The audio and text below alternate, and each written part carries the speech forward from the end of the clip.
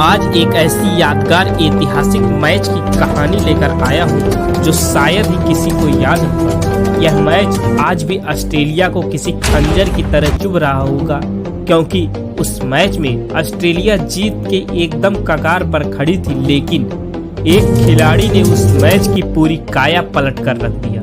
तो एक कहानी साल 2007 की टीम इंडिया और ऑस्ट्रेलिया के बीच 7 मैचों के वनडे सीरीज का आखिरी मैच खेला जाना था।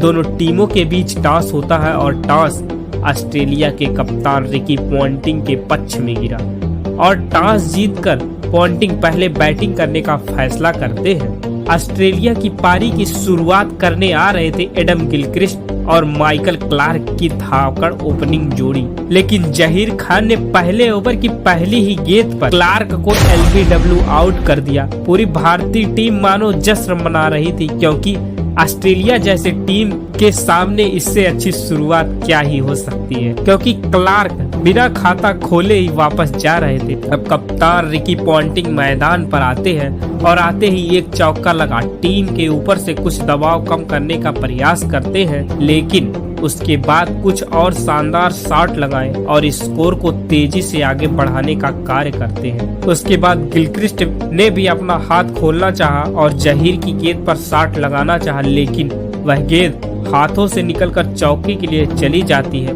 लेकिन भारतीय टीम के पास एक मौका था जो छिटक चुका था और उसी ओवर की 5वीं गेंद पर गिलक्रिस्ट ने एक चौका लगाया और इसी के साथ ऑस्ट्रेलिया के स्कोर को 50 रन के पार पहुंचा दिए। पहला विकेट जल्दी गिरने के बाद भी ऑस्ट्रेलिया का स्कोर 9 ओवर में 60 रन तक पहुंच चुका था, लेकिन 10वें ओवर की पहली ही गेंद पर इरफान पठान ने गिलक्रिस्ट को हरभजन सिंह के हाथों कैच करा कंगारुओं को एक और बड़ा झटका दिया। गिलक्रिस्ट 26 गेंदों में महज 19 रन बना वापस पवेलियन चल दिए। अब ब्रॉड हॉज मैदान पर आते हैं और पॉन्टिंग के साथ मिलकर एक शानदार पार्टनरशिप निभाते हैं और स्कोर को 15 ओवर के पहले 100 रन तक पहुंचा देते हैं और इसी चौके के साथ अपनी 50 भी पूरी कर लेते हैं। कंगारू 19वें ओवर में अपना 2 विकेट गंवाकर 117 रन बना लिए थे। अब गेंदबाजी करने के लिए आते हैं मुरली कार्तिक, जो पूरे मैच की पासा को ही पलट देते हैं और 19वें ओवर की 5वीं गेंद पर ब्रॉड हॉज को स्लिप में खड़े दिनेश कार्तिक के हाथों कैच आउट करा देते हैं। ब्रॉड हॉज ने महज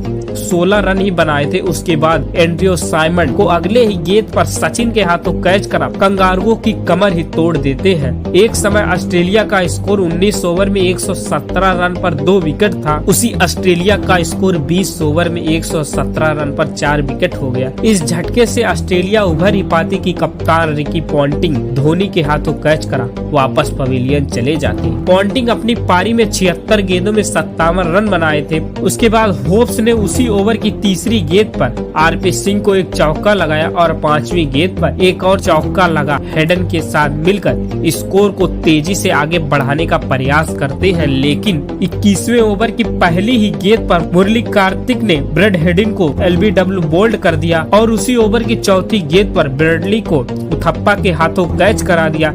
इस ओवर में 2 विकेट गिर चुका था, लेकिन कार्तिक आज रुकने वालों में से नहीं थे और 5वीं गेंद पर ब्रेडली को आउट कर अपना पंजा भी खोल लेते हैं। ऑस्ट्रेलिया का स्कोर जो 162 पर 5 विकेट था, वह 162 पर 8 विकेट हो गया। ऑस्ट्रेलिया की एक ओवर में 3 विकेट गिर चुका था, लेकिन ऑस्ट्रेलिया की उम्मीद होप्स पर टिकी हुई थी, लेकिन कार्तिक ने अगले ओवर में उन्हें भी बोल्ड कर दिया। उसके बाद जॉनसन ने कुछ अच्छे शॉट जरूर लगाए, लेकिन स्कोर को आगे बढ़ाए, लेकिन 193 पर ऑस्ट्रेलिया की टीम ऑल आउट हो जाती है और अपने सभी विकेट गंवा देती है। यह एक ऐसा दौर था, यदि कोई टीम ऑस्ट्रेलिया को 10 विकेट गिरा देती है तो उसे भी बड़ी उपलब्धि माना जाता था। भारत के सामने 194 रनों का टारगेट होता है और सामने कंगारुओं की फौज होती है और यह टारगेट आसान नहीं होने वाला था, क्योंकि एक तरफ ब्रेटली की रफ्तार और नाथन की स्विंग थी, तो दूसरे तरफ विकेट लेने के बाद जॉनसन का ऐसा सेलिब्रेशन था जो किसी भी टीम का पल भर में हौसला तोड़ने का दम रखता था। और मैच में हुआ भी कुछ ऐसा। हम कहानी में आगे बढ़े। यदि वीडियो पसंद आ रही हो तो एक लाइक जरूर करें। अब भारतीय पारी की शुरुआत करने सचिन तेंदुलकर और सौरभ गांगुली मैदान पर आते हैं। गांगुली दूसरे ओवर की चौथी गेंद पर जॉनसन का शिकार हो जाते हैं। उसके बाद दिनेश कार्तिक मैदान पर आते हैं। एक बार फिर से जॉनसन ने कार्तिक को पवेलियन का रास्ता दिखा दिया। अब कंगारू मैदान में खुशी से उछल रहे थे। उसके बाद युवराज ने जॉनसन को एक चौका लगाए। फिर सचिन ने भी अपने हाथ खोले और स्कोर को तेजी से आगे बढ़ाया, लेकिन 38 के स्कोर पर सचिन ब्रेटली का शिकार हो जाते हैं। उसके बाद नाथन ब्रेकन ने युवराज के रूप में ऑस्ट्रेलिया को एक और ब्रेक थ्रू दिलवाया। अब भारत का स्कोर 14 ओवर में 49 रन पर आ जाता है। उसके बाद धोनी उथप्पा ने कुछ अच्छे शॉट जरूर लगाए, लेकिन नाथन ब्रेकन ने धोनी को आउट कर एक और बड़ा झटका दिया। महेंद्र सिंह धोनी ने मात्र 5 रन ही बनाए थे और पवेलियन चल दिए। फिर इरफान पठान बिना खाता खोले वापस पवेलियन चल दिए। अब भारतीय टीम का स्कोर 64 पर 6 विकेट हो चुका था। अभी जीत के लिए 130 रनों की जरूरत थी। सचिन, गांगुली, कार्तिक, युवराज, धोनी, पठान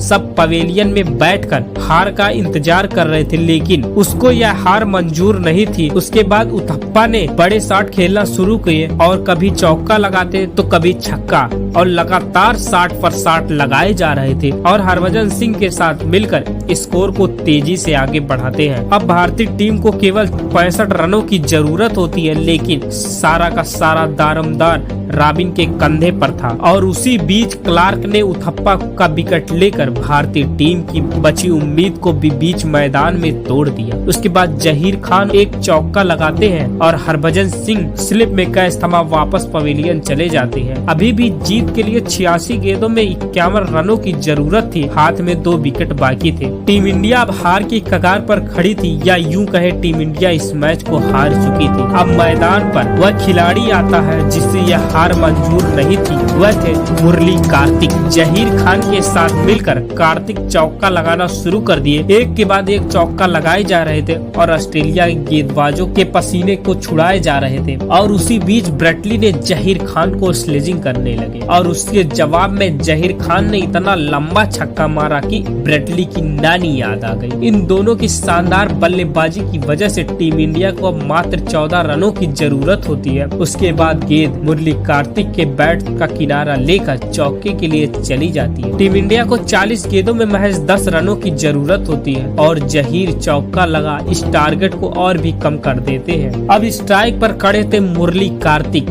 जो चौका लगा अपनी टीम को ऐतिहासिक जीत दिला चुके होते हैं। ऐसे तो सीरीज ऑस्ट्रेलिया पहले ही जीत चुकी थी, लेकिन भारतीय टीम जश्न मना रही थी।